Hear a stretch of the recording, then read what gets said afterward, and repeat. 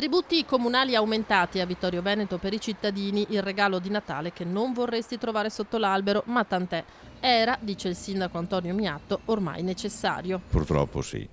Ogni aumento pesa sia su chi lo applica dal punto di vista dell'amministrazione e anche di chi lo riceve. Abbiamo cercato di farlo nel modo meno traumatico possibile. Ovvero sia, abbiamo tolto uno di due balzelli, la Tasi, e abbiamo riassunto tutto in un unico balzello, l'IMU.